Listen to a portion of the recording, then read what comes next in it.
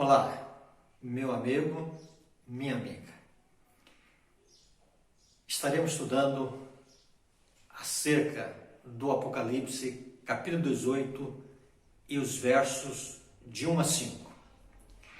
Nós encontramos uma pergunta: por que ainda o decreto dominical não se manifestou nos nossos dias?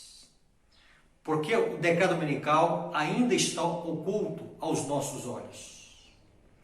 Quando nós olhamos a palavra de Deus, lendo agora Apocalipse capítulo 18, os versos de 1 a 5, nós encontramos: depois dessas coisas, vi descer do céu outro anjo, que tinha grande autoridade, e a terra se iluminou com a sua glória.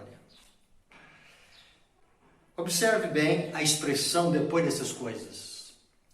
No capítulo 14, João, ele vê a mensagem do segundo anjo, capítulo 14, verso 8, onde fala ali da queda moral e espiritual de Babilônia.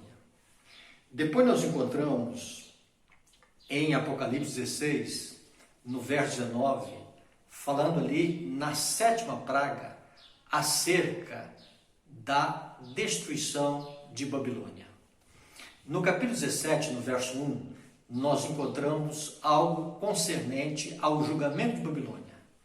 E agora, quando nós olhamos a visão do capítulo 18, depois dessas coisas, depois que João está vendo, no capítulo 17, o julgamento da grande meretriz, nós encontramos no capítulo 18 a descrição de que um anjo, ele desce do céu, e quando ele desce, a terra é iluminada com a sua glória.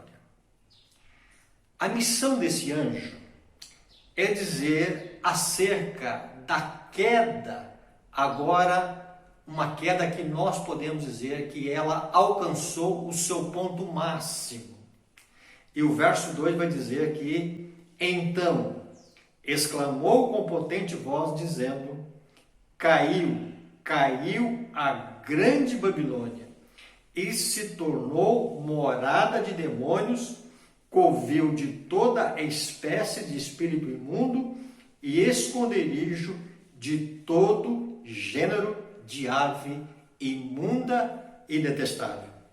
Pois todas as nações têm bebido do vinho do furor da sua prostituição. Com ela se prostituíram os reis da terra. Também os mercadores da terra se enriqueceram à custa da sua luxúria.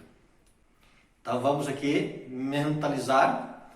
Um anjo desce do céu, e quando nós encontramos essa expressão, desce do céu, ele desce do santuário celestial. No céu existe uma cidade já construída, chamada Cidade Santa, e na Cidade Santa existe um santuário, e no santuário ali nós temos um compartimento chamado Santo dos Santos, ou Santíssimo. Então, no momento final do ministério de Cristo, antes dele sair do Santíssimo, Deus tem uma mensagem de amor, de redenção para toda a humanidade. E ele desce então agora para anunciar a queda de Babilônia. Se nós encontramos em Apocalipse capítulo 14, verso 8, a segunda mensagem angélica, ali no contexto de 1844, e quando nós olhamos agora para o nosso tempo, de lá para cá, Babilônia, ou seja, o movimento protestante ali, no contexto de 1854, tem a sua queda moral e espiritual, não acompanharam pela fé o ministério de Cristo no Santíssimo, não conseguiram ver as verdades relativas ao santuário no contexto do lugar santíssimo. E agora, depois de mais de 200 anos de queda moral, chegará um momento que esta queda, ela chega até o limite da sua queda. E antes de Deus trazer destruição, antes de Deus trazer as 7 taças da ira de Deus sobre Babilônia, e de uma forma bem específica, na 7ª praga, é uma praga referente especificamente também sobre Babilônia. E quando assim nós encontramos essa descrição, o anjo então ele desce do santuário e ele vem anunciar a queda de Babilônia. E aqui nós encontramos que Babilônia então ela está como morada de demônios. Observe o texto bíblico que diz que Babilônia se tornou morada de demônios. Então nós temos que ter aqui neste momento o ponto máximo da queda do movimento protestante. Aqui nós podemos visualizar a imagem da besta, ou imagem à besta, que é a mesma coisa, e também nós podemos visualizar aqui que Babilônia aqui se tornou morada de demônios, isto é, a influência de anjos maus dentro das corporações religiosas que estão em queda. E quando nós encontramos ainda, além da influência de espíritos imundos, influência dos demônios sobre essas corporações religiosas, no verso 3 diz que todas as nações têm bebido do vinho do furor da sua prostituição.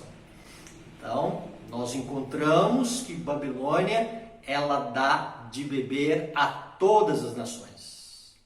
Então, o anjo desce quando todas as nações estiverem embriagadas com o vinho das doutrinas espúrias de Babilônia.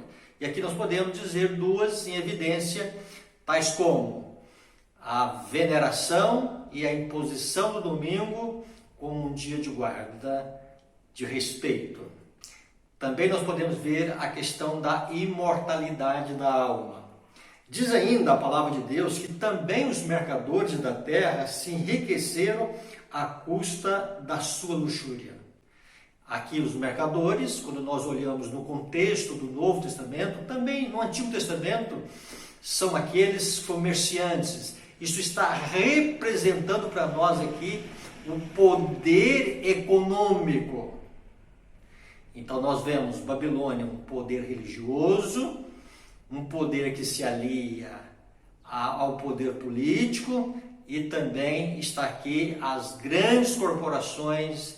Aqui nós podemos dizer que muitos grandes homens, no aspecto financeiro da nossa terra, estão lucrando com as abominações e erros de Babilônia. Mas é no verso 4 que nós encontramos alguma coisa muito significativa. Ouvi outra voz do céu dizendo: retirai-vos dela, povo meu, para não serdes cúmplices em seus pecados e para não participar dos seus flagelos, porque os seus pecados se acumularam até o céu. Note bem aqui que um anjo, ele desce do céu para exclamar em potente voz, denunciando os pecados de Babilônia.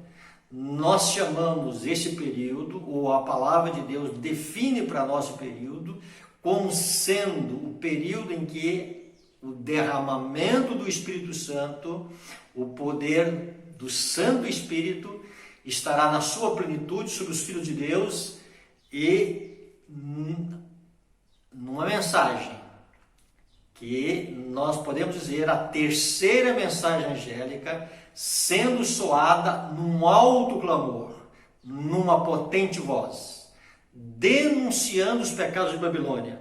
E aqui no verso 4 também, Deus ele está chamando aqueles que estão nas corporações religiosas, aqueles que estão no engano, para que possam agora ouvir a última chamada de Deus. E quando assim atendem o chamado de Deus, eles sairão de Babilônia para o caminho da verdade. Mas aqui nós encontramos que no verso 5 diz que os pecados de Babilônia se acumularam até o céu. Então aqui vamos ter a imagem de uma torre sendo construída, uma torre aos moldes do Antigo Testamento, mas só que agora uma torre de pecados, tá? E vão se acumulando, e diz que chegam até o céu. Então, um anjo desce do céu e os pecados de Babilônia chegam até o céu. Essa expressão que os pecados de Babilônia chegaram, se acumularam até o céu, significa que o limite da paciência de Deus, que o algarismo da paciência e misericórdia de Deus em relação às nações, podemos dizer aqui que chegou no seu limite. Deus vai trazer juízo. Babilônia está madura para a destruição, mas antes o anjo então desce. Então vejamos essas duas evidências, né? As duas agendas aqui. De um lado, Deus envia um anjo, Deus derrama o seu espírito, e de outro lado, Babilônia. Aqui a Babel religiosa, a Babilônia mística, ela então consegue embriagar as nações, os mercadores da terra se enriquecem à custa da sua luxúria, os demônios então se abrigam nas corporações religiosas e os seus pecados, então os pecados da Babilônia chegam até o céu. Então essas duas agendas, elas estão aqui dentro desse contexto. Agora nós precisamos perguntar, quando é que os pecados de Babilônia chegam até o céu, dentro desse contexto que nós acabamos de analisar? Nós encontramos o Espírito de Profecia dizendo para nós de uma maneira assim muito simples, mas ao mesmo tempo muito preciso, tá? O conceito aqui. Quando os seus pecados se acumulam até o céu, lógico, uma referência sobre Babilônia e os seus pecados. E aqui nós encontramos que no contexto da profecia ela vai responder: quando a lei de Deus for finalmente invalidada pela legislação. Então, por um ato de uma imposição de uma lei agora do Estado, quando a lei do Estado impor sobre as pessoas uma imposição de um falso sábado, de um domingo, como um dia de guarda, de respeito, de adoração, aí sim, nós podemos dizer que é o limite da paciência de Deus com as nações, com Babilônia, com este mundo aqui de pecado. Mas não podemos esquecer que antes Deus tem uma mensagem de misericórdia para este mundo, e a luz de Deus então, ela vai iluminar a todos os corações. A glória de Deus vai se manifestar, e quando a glória de Deus se manifestar, todos habitantes da terra verão a salvação de Deus. Isso não significa que todos vão decidir o lado da verdade, mas muitos, a maioria do povo de Deus ainda se encontra fora do redil de Deus. Estão outros caminhos e no momento final receberão o chamado de Deus e aceitarão na hora 1/10 uma mensagem de misericórdia e uma mensagem de amor. Então vamos mentalizar sempre, quando houver a lei do Estado, impondo sobre a humanidade, por um ato oficial na Constituição, nós temos que ter isto como evidência, principalmente começando dos Estados Unidos, começando da segunda besta, da besta que emerge da terra, e ali então, numa queda do movimento protestante, as igrejas protestantes pedindo o apoio do Estado, e assim estará sendo formado a imagem da besta para colocar dogmas que não são dogmas da palavra de Deus, são dogmas das tradições e são provenientes de Roma. É bom que nós tenhamos esse discernimento. Percebem que um anjo desce do santuário e os pecados chegam até o santuário, ou seja, Deus vai trazer juízo.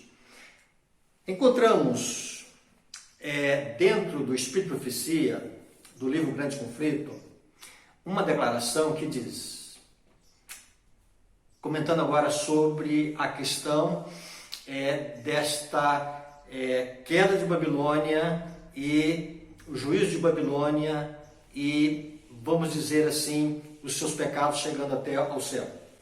Esta é a razão de ser o movimento simbolizado pelo anjo descendo do céu, iluminando a terra com a sua glória e clamando fortemente com grande voz, anunciando os pecados de Babilônia em relação com a sua mensagem. Ouve-se a chamada: sai dela, povo meu.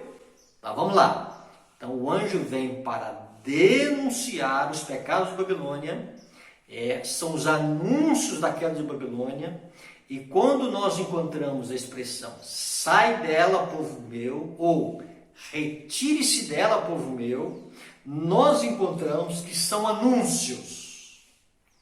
E dentro desses anúncios tem uma chamada de Deus, mas não é a mensagem de Deus. Então, o que é a mensagem de Deus? A mensagem de Deus para o tempo final é a terceira mensagem angélica. Então, de 1844 até o fechamento da Porta da Graça, até o Evangelho ser soado a todo mundo, a mensagem que Deus tem para esse mundo é a terceira mensagem angélica. Então, o anjo que desce do céu, ele não traz uma nova mensagem. Ele traz anúncios e ele traz uma chamada, mas não uma nova mensagem. O anjo, ele vem para unir a mensagem do terceiro anjo, para que a mensagem do terceiro anjo seja soada num alto clamor. Então, nós precisamos gravar bem esse conceito, tá? Então, o anjo não desce para trazer uma nova mensagem. E aqui nós encontramos que esses anúncios, ou seja, a queda de Babilônia, a morada com os demônios, as nações embriagadas com o vinho de Babilônia, diz que esses anúncios, unindo-se à mensagem do terceiro anjo, constitui a advertência final a ser dada aos habitantes da terra. Aqui nós encontramos que a mensagem do terceiro anjo, com esses anúncios sobre a queda de Babilônia, sobre os passos furtivos do papado, sobre a questão do espiritismo nos últimos dias, tudo isto será, vamos dizer assim, parte da terceira mensagem angélica. Mas a grande pergunta que nós precisamos entender aqui, para que nós possamos visualizar a questão do decreto dominical, o que é a mensagem do terceiro anjo? Então, nós já vimos aqui que os anúncios que vão se unir à mensagem do terceiro anjo, mas em si não é a mensagem do terceiro anjo. O que é a mensagem do terceiro anjo? Quando nós encontramos essa expressão mensagem do terceiro anjo, nós temos que visualizar duas coisas. A primeira, que é a mensagem para o tempo presente, ou a verdade presente para os nossos dias. Segunda, são verdades que estão dentro do contexto do santuário celestial, e quando se fala dentro do santuário celestial, nós precisamos perceber como mensagens para o nosso tempo. E são mensagens direcionadas para este mundo a partir do ano de 1844. Então vamos lá.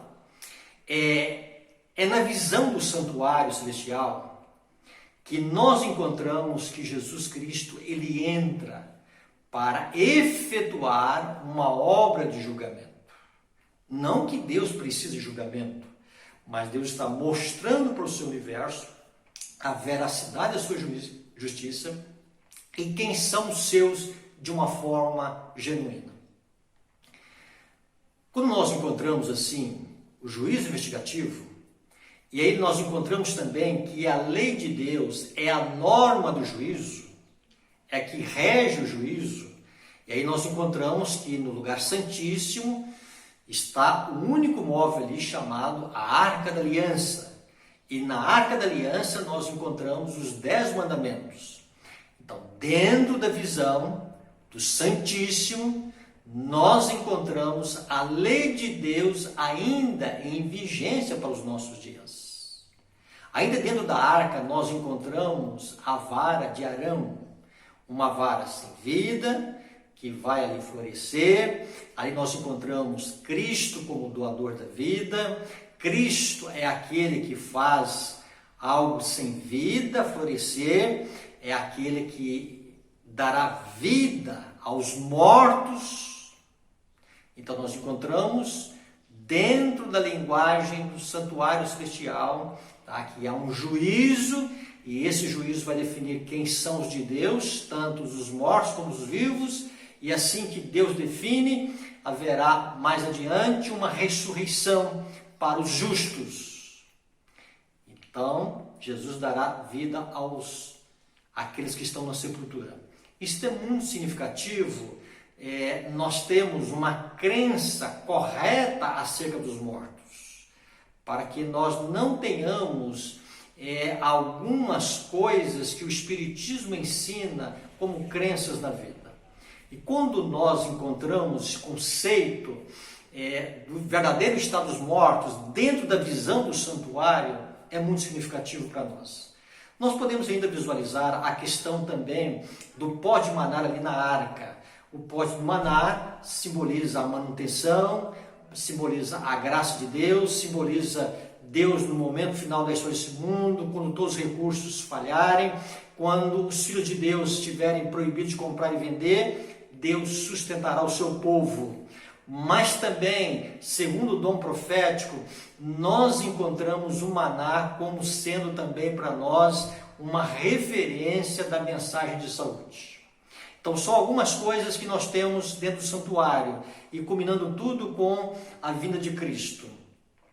Então nós vemos a questão do juízo investigativo, nós vemos a lei de Deus, o verdadeiro estado dos mortos, a reforma de saúde, e isso podemos incluir também a vinda de Cristo.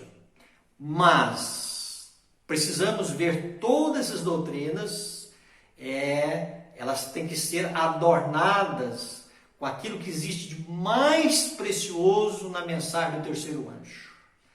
E se nós então tivermos assim o conceito do fundamento, da coluna central que sustenta todas essas doutrinas dentro do santuário celestial, nós temos que ter a seguinte declaração em nossa mente da serva do Senhor.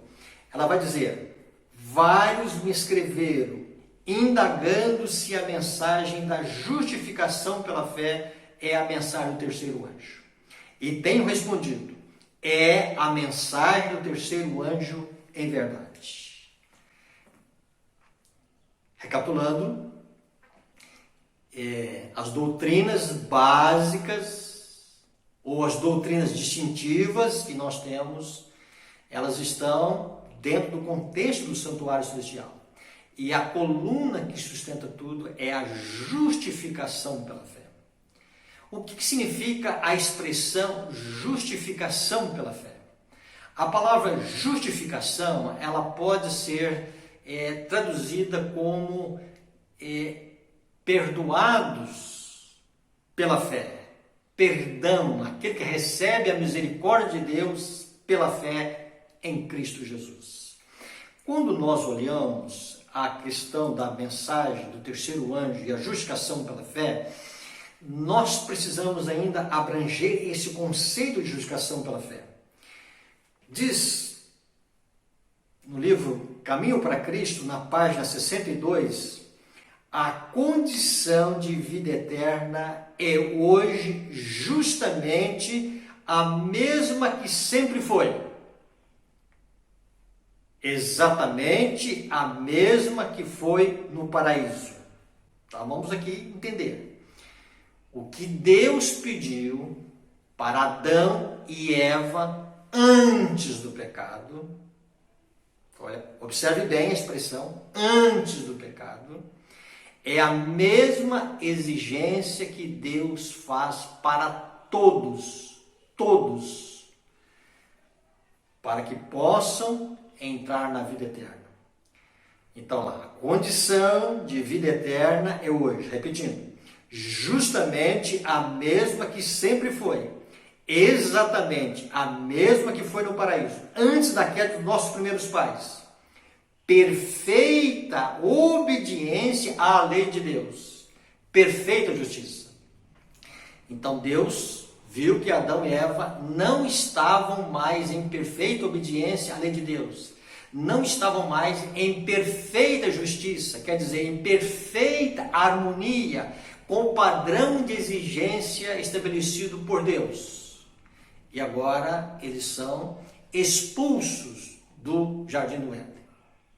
E todos os seres humanos que almejam entrar nos portais da eternidade precisam ter essa característica, né? Perfeita obediência à lei de Deus, ou ainda, perfeita justiça, que é a mesma coisa. Quando nós olhamos assim, esse conceito tão vasto, tão, vamos dizer assim, amplo que Deus pede, né? Nós temos que olhar agora para a cruz de Cristo. Então Cristo vem e Ele encarna e Ele cumpre perfeitamente todos os requisitos da lei de Deus. A perfeita obediência que Adão e Eva não possuíam mais, agora Cristo vem e Ele então cumpre em tudo e com perfeição. De Cristo então nós podemos dizer o justo, o santo, aquele que realmente Ele cumpriu tudo aquilo que a santa lei de Deus, justa e boa, pede e solicita. Mas Cristo foi um pouquinho além. Então, a culpa que estava reservada para nós, a sentença de morte que foi direcionada para nós, Cristo, Ele a toma sobre si, Ele assume então agora o fardo da nossa pecaminosidade, da nossa culpa, e quando Ele assume a nossa culpa, a sentença de morte, a ira do Pai recai sobre o seu Filho e Cristo morre pelos nossos pecados. Isso é expiação. Isto é um mistério que nós nunca vamos compreender na profundidade, tamanho amor para cada um de nós. E se nós não resistirmos à cruz de Cristo, se nós deixarmos a ação do Espírito Santo trabalhar em nossa vida, e se nós formos conduzidos, convencidos do pecado, da justiça e do juízo, nós iremos olhar Cristo como sendo a nossa justiça. E ainda no livro Caminho para Cristo diz: se vos entregardes a Ele e o aceitardes como vosso Salvador, sereis então, por pecaminosa que tenha sido vossa vida, considerados justos por sua causa. Então vamos lá, se nós lançamos toda a nossa desvalia, a nossa incapacidade, se nós recorremos a Cristo, se nós lançamos todo o nosso fardo da nossa incapacidade em Cristo, e aí o que vai acontecer? O caráter de Cristo substituirá o nosso caráter, e sereis aceitos diante de Deus exatamente como se nunca houvesseis pecado. Então, quando nós lançamos diante de Cristo a confissão dos nossos pecados, então, o que vai acontecer? O caráter de Cristo, ele substitui o nosso caráter. E Deus nos vê perfeitos por causa da perfeição do Filho. Deus nos vê justos por causa do perfeito caráter do Filho. Deus nos considera como se nós nunca tivéssemos pecado por causa do Filho. Então, se nós estamos em Cristo, pela fé, unidos em Cristo, de Cristo virá o perdão, virá a misericórdia de Deus. E muito mais do que isto. Cristo mudará o nosso coração e colocará em nosso coração a disposição, a capacidade do nosso coração se voltar e se deleitar numa resposta de amor, numa fé que opera por amor a Cristo pela dádiva da redenção e cada dia o desejo de fazer a vontade do Senhor. Então, quando nós olhamos o conceito de justificação pela fé, quando nós olhamos o conceito de que nós somos justificados, nós somos perdoados, nós somos considerados justos por causa de Cristo, por causa da misericórdia de Cristo, essa mensagem ela é muito significativa para o tempo em que nós estamos vivendo. Mas a grande pergunta é, por que ainda o decreto dominical não se manifestou nos nossos dias? E aí nós temos que fazer uma relação entre o decreto dominical e também a justificação pela fé. E qual a relação que nós precisamos fazer?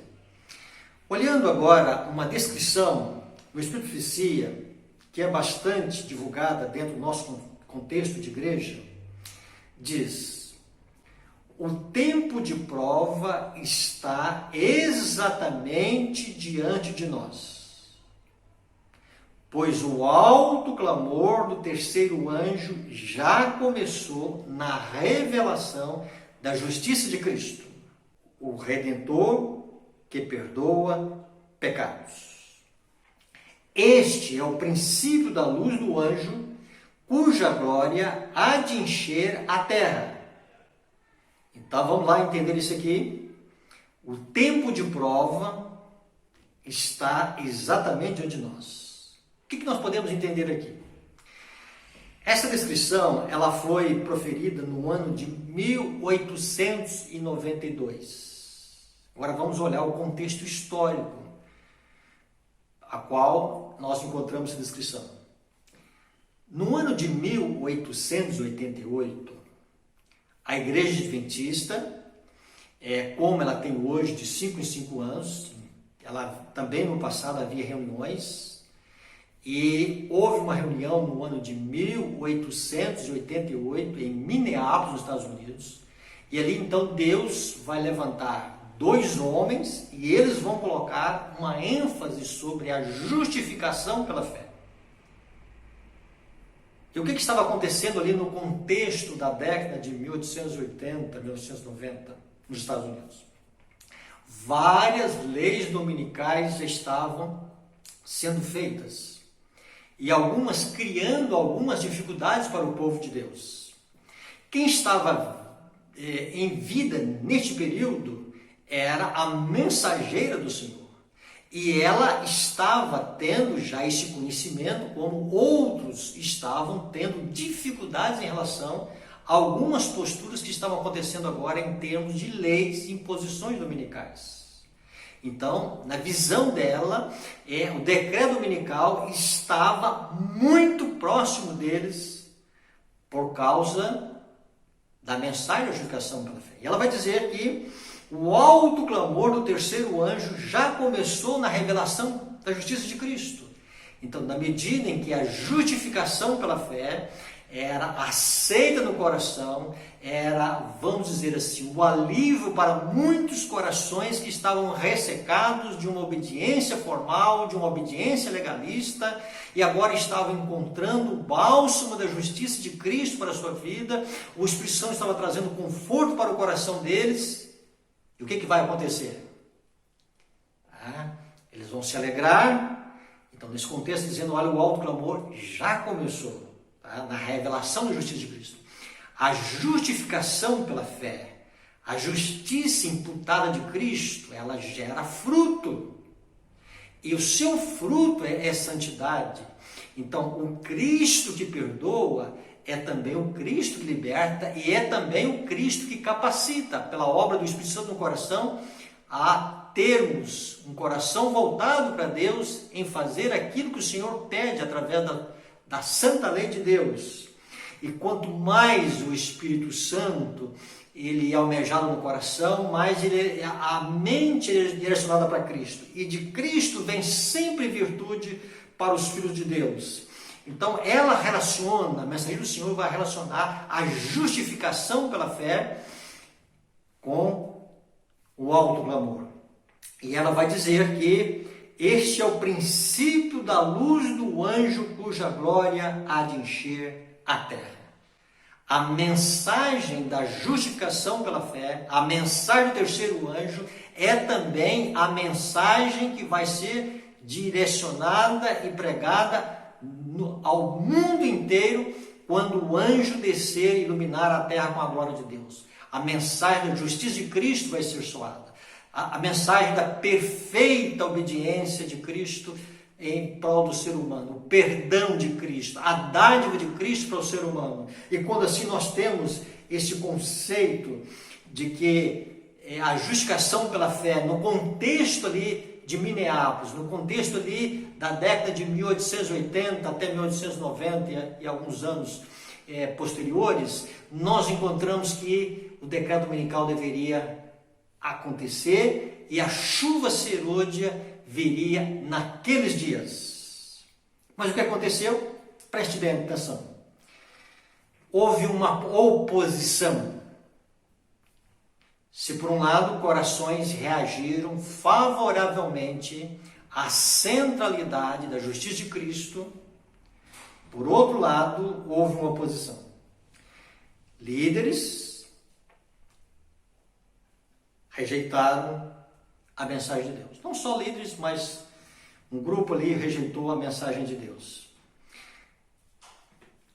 Diz, promovendo aquela oposição, ou seja, uma resistência à justificação pela fé, Satanás teve êxito em afastar do povo, em grande medida, o poder especial do Espírito Santo que Deus anelava comunicar-lhes.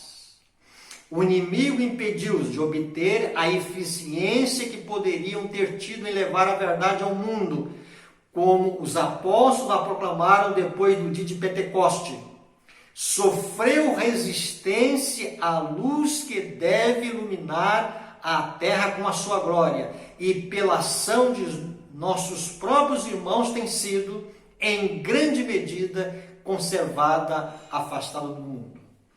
Então, a mensagem da justificação pela fé, a mensagem da cruz de Cristo, do perdão da misericórdia de Deus, ela sofreu resistência. E sofrendo resistência, o anjo do Apocalipse capítulo 18, que estava pronto agora, com seu voo, em direção à terra, para que a terra fosse iluminada com a glória de Deus, Deus então olhou e viu que o mundo e a igreja, aliás, a igreja não estava preparada no momento para receber a chuva serôdia.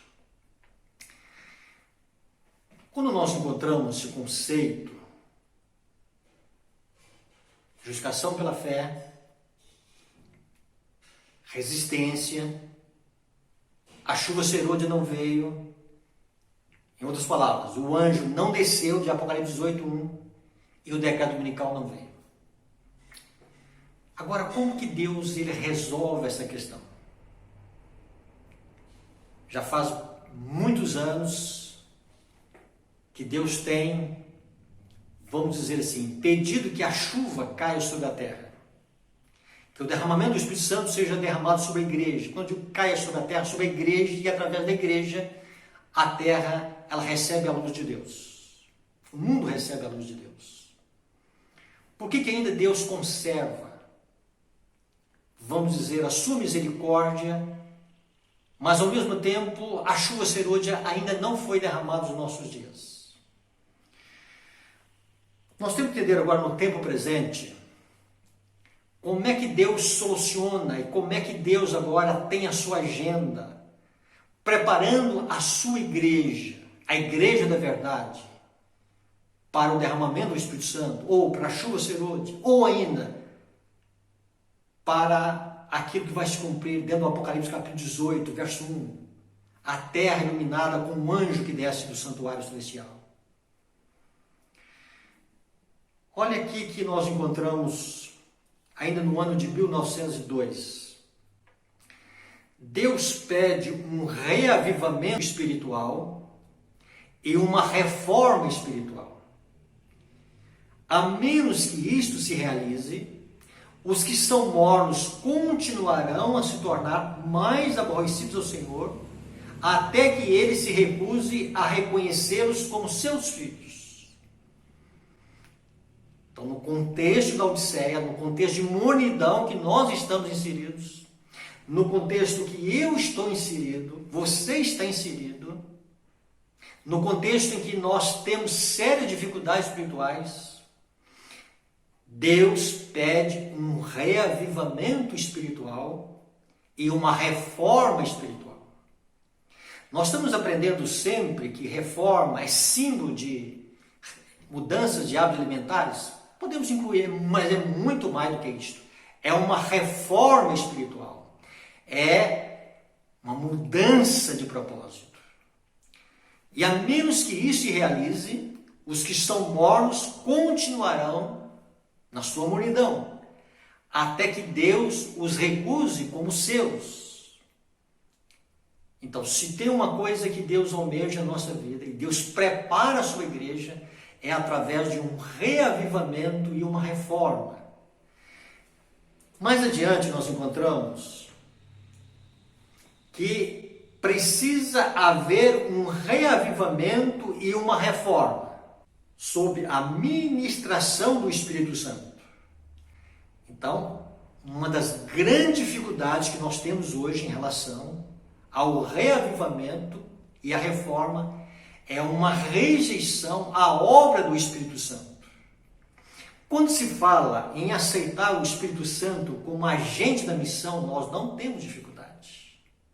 Mas quando se fala do Espírito Santo como o meu reprovador de pecados, o meu convencedor de pecado, da justiça e do juízo, aí o meu coração é resistente. Em alguma coisa eu tenho medo de que o Espírito Santo possa me pedir algo que eu acaricio, que não é da vontade do Senhor. Então há uma resistência em ceder para Deus. Mas nós precisamos dizer que cada dia nós dependemos do Espírito Santo para um reavivamento e uma reforma. Reavivamento e reforma são duas coisas diversas. Reavivamento significa renovação da vida espiritual, um avivamento das faculdades da mente e do coração, uma ressurreição da morte espiritual. Então vamos lá. Reavivamento significa renovação da vida espiritual. Reavivamento significa um avivamento das faculdades da mente e do coração. E reavivamento significa uma ressurreição espiritual. As três coisas, em realidade, podemos dizer que é a mesma coisa. São três conceitos distintos aqui, mas tudo vai se encaixar perfeitamente em um. E vamos escolher um destes, né? Vamos escolher aqui a questão do avivar das faculdades da mente e do coração. Quando se fala das faculdades da mente e do coração, nós podemos dizer o intelecto, nós podemos dizer a memória, nós podemos dizer a razão, nós podemos dizer a vontade, mas vamos colocar aqui uma das, vamos dizer assim, conceituadas faculdades da mente e do coração. Nós chamamos de consciência. O que é a consciência? A consciência é um tribunal que nós temos em nós, de decidir entre o que é certo e o que é errado. No livro de Efésios, no capítulo 1, no verso 18, diz que ali a nossa consciência é chamada de olhos do coração, ou olhos do entendimento. E uma vez que os olhos do coração, os olhos do entendimento, a consciência é iluminada pela graça de Deus, pelo poder do Espírito Santo de Deus operando em nossa vida, esta consciência amortecida, obscurecida pelo pecado, ela se torna agora uma consciência avivada pela graça de Deus, a vida dessa consciência. E quando esta consciência é avivada, o que vai acontecer? Nós vamos enxergar as coisas como Deus quer que nós estejamos enxergando. E as coisas de Deus são coisas espirituais, e coisas espirituais elas têm que ser discernidas espiritualmente, e para serem discernidas espiritualmente, as faculdades da mente e do coração precisam ser reavivadas, porque estavam amortecidas pelo pecado. E aí a visão espiritual ela aumenta. O pecado começa a ser visto como pecado no meu coração, na minha vida. Defeitos de caráter que eu jamais suspeitava que eu teria em minha vida, eles agora passam a ser expostos à luz que vem dos altos céus. Isso é maravilhoso. Quando Deus começa a trabalhar no tribunal da nossa consciência e direcionando para nós o pecado, e quanto mais direciona o pecado em nossa vida, maior é a visão que nós temos da cruz como uma única certeza de garantia que nós vamos chegar no céu. A cruz de Cristo, a misericórdia de Cristo. E o arrependimento é um volver-se do eu para Cristo. É uma mudança radical que a graça de Deus faz em nosso coração, quando os nossos olhos voltam para Cristo, e de Cristo nós vemos solução para a ferida que o pecado causa em nossa vida. Então, o revivamento, ele coloca a centralidade da justiça de Cristo como a nossa necessidade. Não tem como eu chegar ao céu, a não ser pela misericórdia e pela justiça de Cristo que é ofertada ao meu favor. Mas ainda nós temos que entender também que quando o reavivamento coloca essa centralidade de Cristo em nossa vida, não é uma coisa mística, não é uma coisa, vamos dizer assim, de filosofias panteístas, nada disto. É o reavivar, é a atuação do Espírito Santo na mente. E quando isso acontece, vai acontecer agora uma reforma de vida. O que é reforma de vida? Reforma de vida é aquilo que Deus agora almeja que nós estejamos renunciando. Então, reforma de vida vai dizer que é uma mudança que nós vamos ter nas ideias, teorias, hábitos e práticas. E reforma é o fruto da justiça. É o fruto da justificação pela fé. Então é o seguinte, quando Cristo perdoa, quando Cristo aceita os seus filhos, tá? Então agora a graça dele opera para que nós possamos renunciar tudo aquilo que não é da vontade do Senhor. Então, a genuína reforma, ela é fruto da justiça. Ela é fruto da graça de Deus operando. Então, a verdadeira reforma, ela não é exterior, ela é interior. Mas se ela é genuína, ela vai atuar de dentro para fora e ela vai também externamente alcançar aquilo que Deus quer que seja alcançado. Então, que nós vejamos sempre reavivamento e reforma. E o que Deus almeja com o reavivamento e reforma? Ele almeja que nós estejamos preparados para receber a chuva serôdia em nossa vida. E ainda nós temos um outro conceito de reavivamento, que diz que um reavivamento da verdadeira piedade entre nós, eis a maior e a mais urgente de todas as nossas necessidades. Importa haver diligente esforço para obter a bênção do Senhor. Não porque Deus não esteja disposto a outorgá-la, mas porque nos encontramos carecidos de preparo para recebê-la.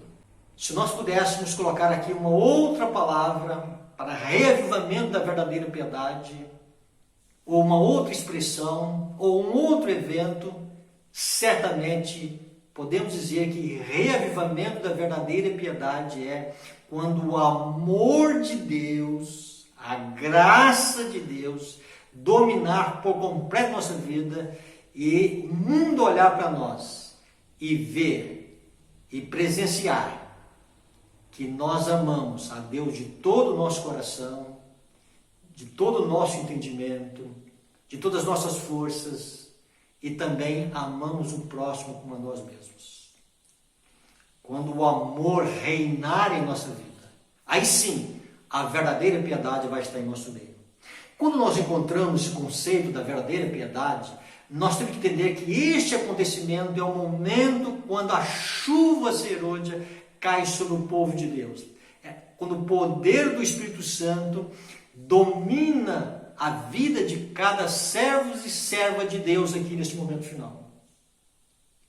Agora nós temos que entender a seguinte questão. Não precisamos nos preocupar com a chuva serôdia. Tudo quanto temos que fazer é manter o vaso limpo e com o lado certo para cima e estar preparados para receber a chuva celestial, orando continuamente. Que a chuva serôdia caia em meu vaso. Que a luz do anjo glorioso que se une ao terceiro anjo resplandeça sobre mim. Dá-me uma parte na obra, que eu sou a proclamação, que eu seja um colaborador de Cristo. Então, o vaso para cima. O que é manter o vaso para cima? Porque de cima que vai cair a chuva. Ela vem do santuário celestial. É de lá que o anjo desce. Então, os nossos olhos precisam estar centralizados na justiça de Cristo, olhando para cima. E quanto mais nós estivermos olhando para Jesus, quanto mais nós estivermos contemplando a Cristo, quanto mais nós estivermos assimilando a graça de Cristo em nossa vida, quanto mais nós estivermos cedendo para Jesus, quanto mais nós estivermos desejosos de que o Evangelho alcance a todos, quanto mais nós estivermos desejosos que a luz do anjo glorioso resplandeça sobre mim, certamente Deus vai responder os nossos anseios. Agora vamos finalizar. Por que ainda o decreto não se manifestou nos nossos dias? Pelo menos até o dia 27 de maio eu posso dizer isso. É o momento que nós estamos falando aqui. Mas nós temos que ter uma outra visão agora. Tá? Satanás, ele sabe que Deus enviaria o reavivamento das faculdades da mente e do coração na vida dos seus filhos. Muitos iriam ceder o coração ao Espírito Santo e o Espírito Santo iria nos convencer do pecado, da justiça e do juízo, e nós iríamos começar olhando para a cruz de Cristo, e olhando para a cruz de Cristo nós iríamos ver a justiça de Cristo como a única possibilidade de nós alcançarmos a eternidade. E aí de Cristo vindo virtude para nós, de Cristo vindo capacidade para nós, mas ao mesmo tempo que quanto mais o coração demora na pessoa de Cristo, maior é o desejo de assemelhar com Cristo. Satanás sabe disso. Ele sabe que quando a chuva serôdia cair, o seu poder, a sua obstrução de impedir a prosperidade do Evangelho ser pregado é zero. Por um momento, Deus vai cercar esse mundo de luz. Por um momento, Deus vai impedir que as forças malignas não tenham o poder de obstruir o progresso da mensagem do terceiro anjo. Na igreja primitiva, quando Pentecostes foi agraciado ali com a presença do Espírito Santo, a espada, a perseguição, a ameaça, a oposição não impediu a prosperidade da obra. Muito pelo contrário. A obra de Deus avançou. E quando a obra de Deus avançou, o que nós encontramos? O Evangelho avançou. E nos últimos dias, repetir-se-á com mais intensidade o poder do Evangelho de Cristo, o poder da graça de Cristo, o poder da cruz. Agora nós temos que ver o decreto dominical muito próximo de nós. Há evidências externas dizendo para nós sobre o decreto dominical. Mas a maior evidência que nós temos do decreto dominical é uma evidência interna.